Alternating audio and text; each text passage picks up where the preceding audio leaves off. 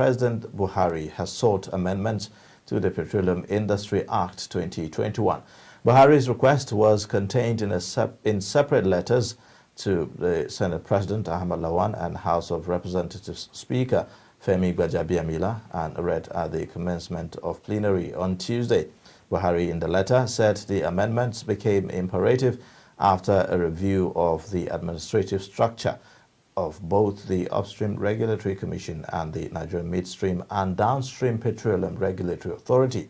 The President specifically sought for the expansion of the non-executive board members of each of the two regulatory institutions from 2 to 6, removal of the Ministries of Petroleum and Finance from the board of the two institutions, and exempting executive directors of Nigerian Midstream and Downstream Petroleum Regulatory Authority who are civil servants from Senate confirmation process.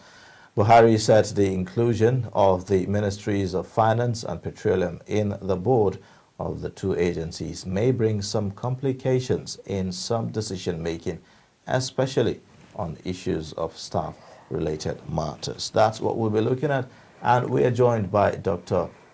Abraham. He is an economist, Abuja-based economist here. Good morning, and good to have you, Janice. Good morning. Thanks Welcome for again. you. Thank you.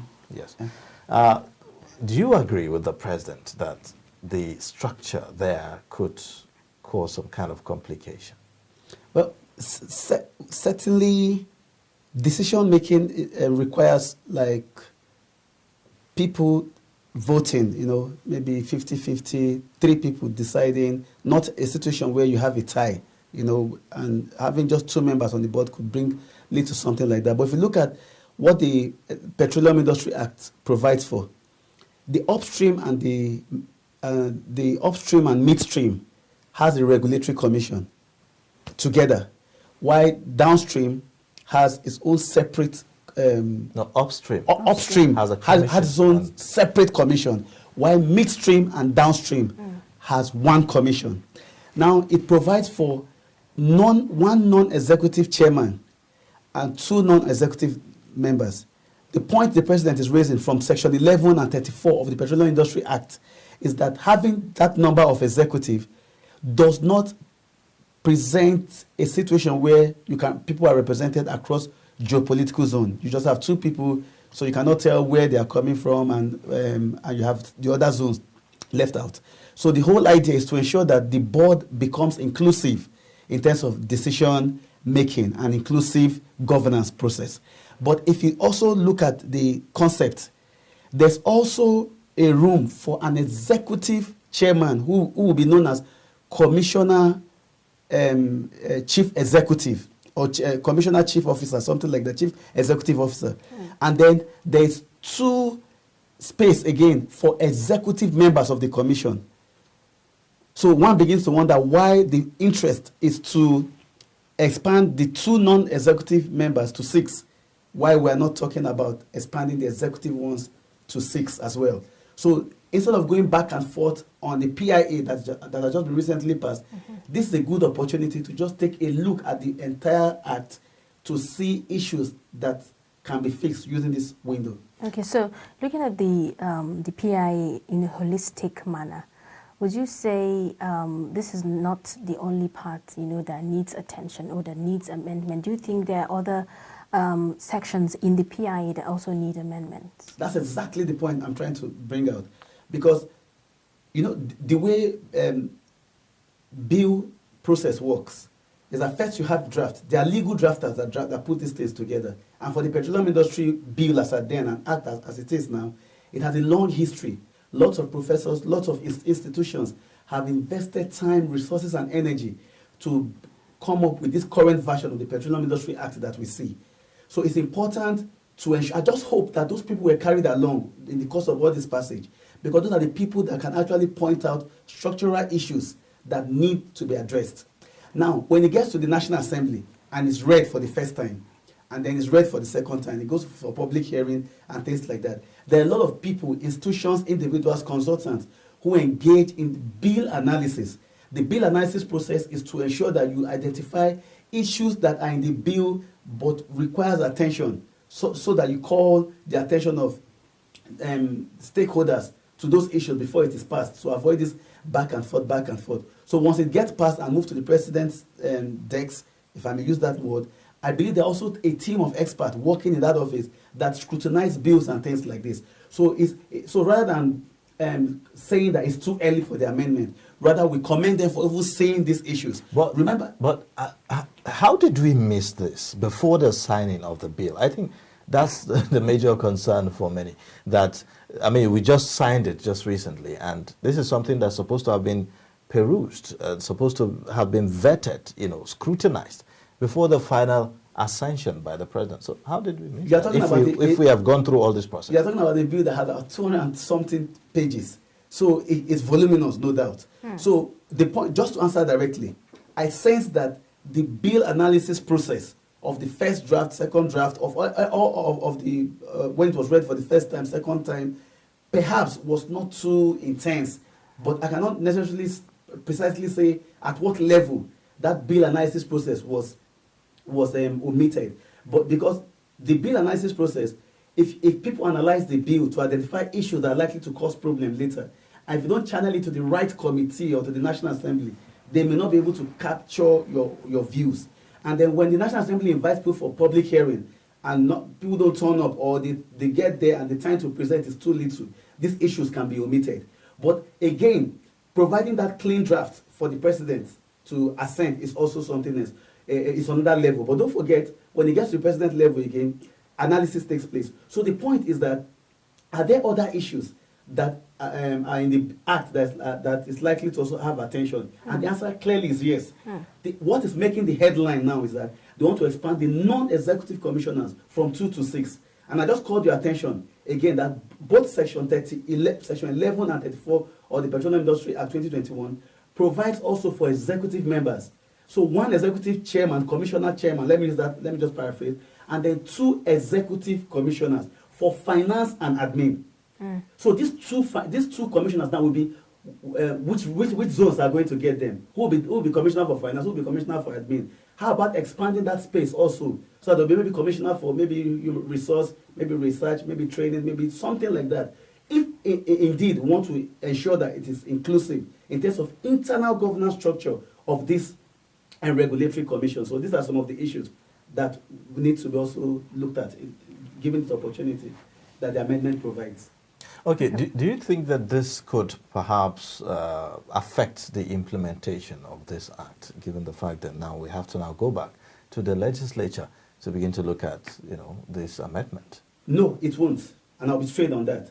The Petroleum Industry Act provides that as from the day of passage, 6 months after, all the processes towards getting the NNPC and getting every stakeholder, every stakeholder in the petroleum industry space to fall in line with the PIA, they have 6 months to do that. So, and if you count from today, we have 2 months and 1 or 2 days since the act was passed. So this is even a step to show that the president is even up on his toes to ensure that everything that the PIA talks about is being implemented. If the president did not go ahead to start the appointment of the board members, they would have even noticed that there's a gap. Sometimes it's when you move into a new house, you begin to observe that the switch are not working as you think. So it is the implementation that even helped them to identify this representational internal governance process for the various commissions. So 6 months down, so what is important now is that this amendment has to be passed as fast as possible, because 6 months after the passage, everything to take NNPC to a commercial entity must be in place. So I imagine that this amendment process will not be more than 3 weeks or 1 month at best. But what's important is to ensure that it offers a window. Let's quickly check again what is missing. And through this program, we are also calling the attention of stakeholders that while you are looking at non-executive commissioners, also look at executive commissioners, because currently it provides for just 2 directors as executive commissioners, 1 commissioner for finance, 1 for admin. So you need to also increase that to 6, and then create room also, maybe by dividing admin into admin and separate human resource from it, finance into audit and something like that, maybe research training and maybe capacity aspect as well, so that it will all be inclusive. So are you saying this will not in any way affect policy institutions? No, it won't, because it is still within the time frame of 6 months after the passage of the Act. Get everything you need to put in line to ensure the PIA takes off. But once we begin to see a delay, because already it has been presented to it has been communicated to the National Assembly. So once the long title of that bill has been read in the National Assembly, that's first reading. So for the National Assembly, the process of considering the bill for the Act for amendment has already started. Once they read that long title, that's first reading. And this was just yesterday. So they will come back again, read it again, and then go into debate. That's the second reading. That's where you hear members either for House and senators or for the Senate debating on the various sections and provisions of the Act. Then once all that debate is finished at the floor of both of House of Rep and Senate, then it will be referred to a committee, both for Senate and for National and for House of and the House of Reps, for further consideration. Is that committee that will now call for public hearing, do all those work and all that harmonized report, take back to plenary again for third reading. So once that third reading is done, then at that point the National Assembly, if both houses, that is House of Rep and Senate, if they agree on everything word for word, then they'll just form a committee to just I think it's called a conference committee, just to put things together and move. But if they disagree, the committee also will look at those areas of disagreement and then they take it back to the president. So the bottom line I'm trying to bring out here is that there's need for speedy consideration. Speedy because the timeline for the Act is already running already. Yeah, that's 6 months already counting. So do you also see a problem with issue of host communities? For instance, the Host Community Development Trust, the Act provides that the OMLs, as we have them, will be having a board of trustee, and also management committee comprising of certain members. Some are raising concern that there's a lacuna there as to specifically providing how will the companies constitute these members of this board of trustees and the management committee. In fact, I predict that this week, next week, you might see some level of protest. When I mean protest, not violent protest, but people carrying placards, occupying National Assembly gates and places like that, to ensure that, to say, now that this Act is back to you for amendment, remember our 3%, raise it up. 3%. Remember this one, raise it up. Remember, right. I foresee that will happen this week a lot, this week into next week. But the aim is not as if those protests will necessarily be destructive. No, that's not the aim. It's just to say, now that the Act is here for amendment, this is a window for you to remember what we're talking about. Then, specifically to what you asked, the Petroleum Industry Act seeks to provide transparent and inclusive governance structure for the entire petroleum industry sector of Nigeria, which we didn't have before now. Before, everybody was just on their own. But now there's an industry. Before, let me say, there was just a petroleum there were petroleum firms. NNPC separate, this one separate. Now, bringing all the firms, all the players under the umbrella of petroleum together, this PIA gives them that regulatory framework. So we have a petroleum industry. Now, you are trying to clean up the governance structure of the industry, but creating disequilibrium or distortions in the internal process of the agencies that will run this transparent framework that you want. Okay. So all this amendment is to ensure that even the internal structure of the regulatory commissions are in place to ensure that there's nothing that will affect their motivation to implement. If I may quickly also add this, using this your beautiful platform, why did they merge, help me again, midstream and the downstream and the upstream is separate. These are issues they may also want to consider right now, because already, which means upstream now has like a priority. And then the number of people you would have accommodated if midstream and downstream, right, were separate, is now put together. And just to talk a little on this, and that's why we keep missing it, because it is inverse. The midstream are the people that are concerned with distribution of the products, of petroleum product.